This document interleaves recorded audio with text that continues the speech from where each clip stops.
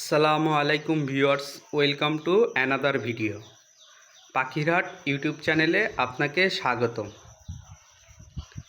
আবারও চলে আসলাম নতুন একটি ভিডিও নিয়ে। তো বরাবরের মতো আপনারা কে কোথা থেকে দেখতেছেন দয়া করে চ্যানেলটি সবাই সাবস্ক্রাইব করে দিবেন আর একটু কমেন্ট করে জানাবেন আপনারা কে কোথা থেকে দেখতেছেন এবং কেমন আছেন। তো মাশাল্লাহ আমার কবুতরগুলো মাশাল্লাহ খুবই ভালো আছে আলহামদুলিল্লাহ।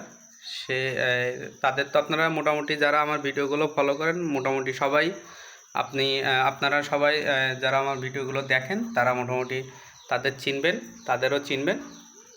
তো আমার এইখানে তারা নতুন সদস্য তারপরও 1 মাসের বেশি হয়ে গেছে আলহামদুলিল্লাহ, খুবই ভালো। তো তারা আমার পোস্ট মানছে আলহামদুলিল্লাহ। তো তাতে তো তাকে সবাই চিনেন, তাকে তো সবাই চিনেন আপনারা। তো আমি কিছু কথা আপনাদের বলতে চাই, সেগুলো হলো মানে শিক্ষা নিয়েও হতে পারে। আবার আপনারা যারা আমি সবসময় একটা কথা বলে থাকি, সেই কথাটা হলো এই, যাদের কবুতর সম্পর্কে আইডিয়া নাই এবং যারা নতুন পালতেছেন এবং কবুতর কম পালেন, তো আমি এসব কথাগুলো বলে থাকি। আর যারা বেশি করে পালেন তারা তো আমার আগেই তারা জানেন ইনশাল্লাহ এইসব কথাগুলো। তো আমি কবুতরকে নিয়ে 3-4টা পরামর্শ আপনাদের সবসময় দিয়ে থাকি। সেগুলো হলো পরামর্শও জানতে পারেন, আর এগুলো হলো আমার একটা কথা যে কবুতরকে ভালো রকম খাবার দিবেন, থাকার জায়গা ভালো দিবেন এবং পানি, খাবার, গ্রিড এগুলো আপনারা সবসময় ভালোটা দিবেন। ভালো গ্রিড খাওয়াবেন, সপ্তাহে 2-3 বার গ্রিড খাওয়াবেন।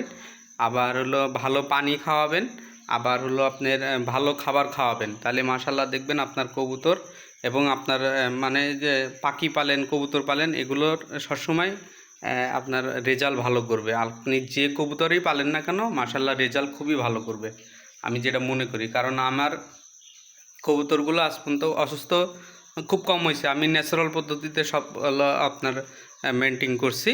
সেগুলো হলো আমি ন্যাচারাল পদ্ধতিতে কি খাওয়াই এগুলো আপনাদের বারবারই বলি। আমি ন্যাচারাল পদ্ধতিতে আপনার